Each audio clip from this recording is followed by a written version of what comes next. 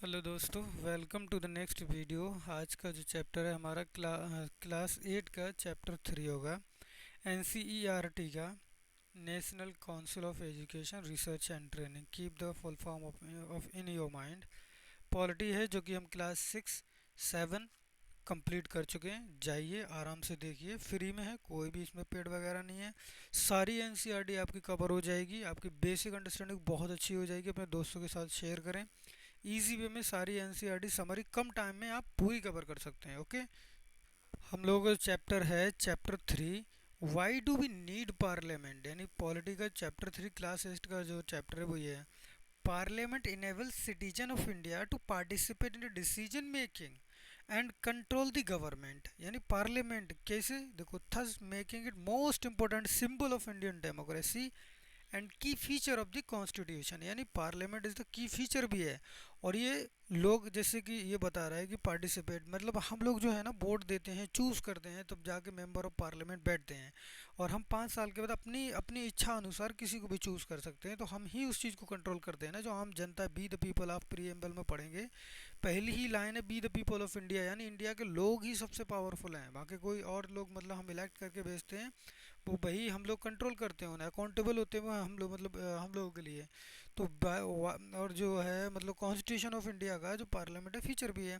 Y should people decide, क्यों people क्यों decide करना चाहिए? Under the colonial rule the people did not criticise the British government but the freedom movement change the situation. आपने देखा होगा, नहीं criticise starting में नहीं कर पाते थे, लेकिन बाद में जब रिवोल्यूशनरी माइंड आया, लोगों का दिमाग चेंज हुआ, फिर अगेंस्ट जाने लग गए सारे लोग। The constitution in India, independent India, laid down the principle of universal adult franchise. वही सेम वर्ड बार बार यूज़ होता है, अब इसे यूज़ याद कर लें। यूनिवर्सल अडल्ट फ्रेंचाइज, यूनिवर्सल मतलब एक सर्टेन एज के बाद सारे लोगों को एक अधिकार होता है, राइट टू वोट, वो अपने किस मतलब वोट कर सकते हैं। पीपल ऑफ देयर रिप्रेजेंटेटिव्स, ये क्या होता है? ये democracy is an idea of consent है। यानी डेमोक्रेसी जो होता है, जैसे कि लोगों पे थोपा नहीं जाता है, जैसे कॉलोनियल हो गया, नॉर्थ कोरिया हो गया, या फिर चाइना हो गया। चाइना में भी बोर्ड होता है, लेकिन ये फॉर्मेलिटी के लिए होता है।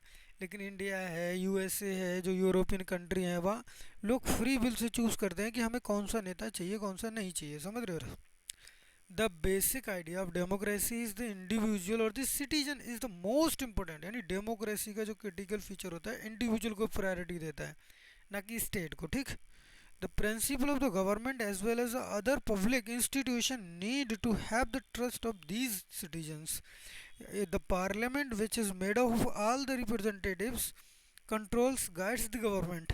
यानी गवर्नमेंट कोई भी डिसीजन अकेले नहीं ले सकता। कोई भी, जैसे प्राइम मिनिस्टर होगा मोदी जी, तो अपने आप पूरा डिसीजन ले सकते हैं। वो काउंसिल ऑफ मिनिस्टर की भी मतलब देखना पड़ता है, सुनना पड़ता है। ऐसा नहीं खुद से सारे डिसीजन ले लें, नहीं, सबका सजेशन लेना पड़ता है, जो कि लोगों ने इलेक्ट करके भेजा है। The role of the parliament, parliament का रोल क्या है?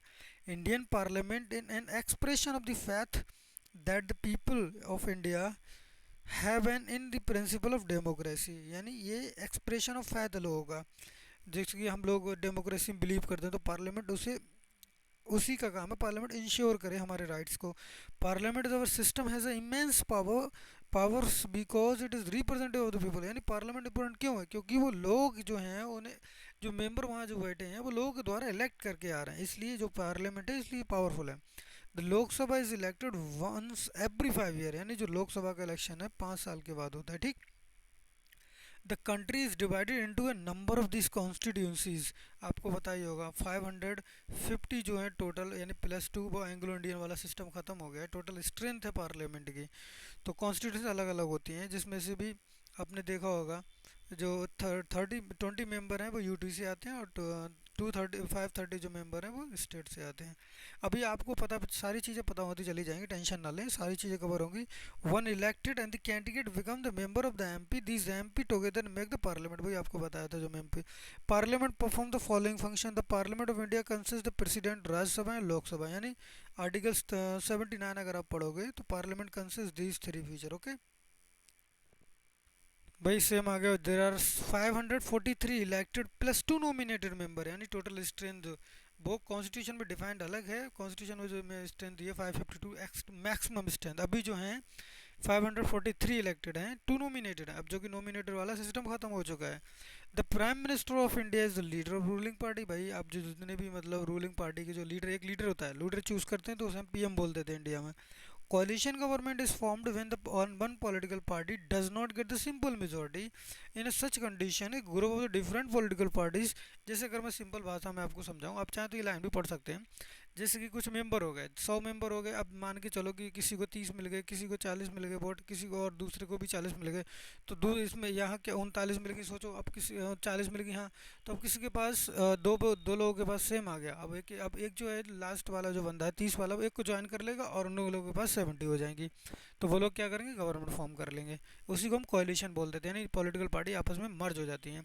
The Rajya Sabha function primarily for the representation of the state of India, यानी जो वेरियस स्टेट है उनके रिप्रेजेंटेशन करता है। लोगों के द्वारा इलेक्ट नहीं होते, वो मेंबर के द्वारा इलेक्ट होते हैं, जो कि लेजिस्लेटिव असेंबली के जो मेंबर होते हैं उन्हें लोग इलेक्ट करते हैं, जो मेंबर होते हैं वो राज्यसभा के मेंबर को इलेक्ट करते हैं, ठीक। It has an important role in reviving the alternating altering the laws intimate by the Lok Sabha, है ना।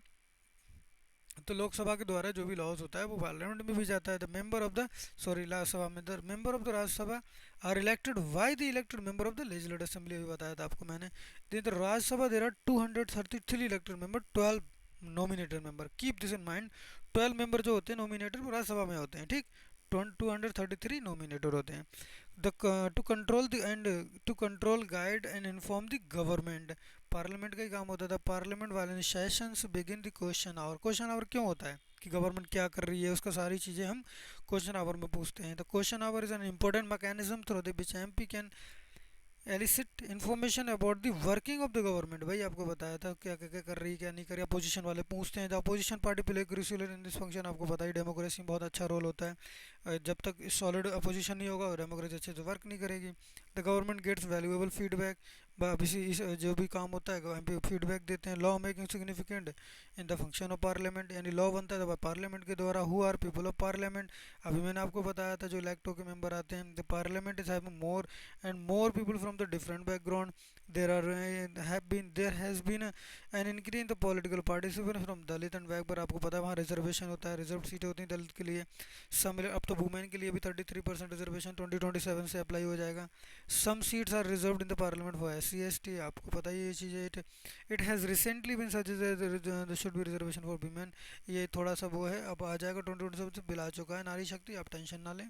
Thank you for watching our video. Please follow us, subscribe and share with your friends. यार more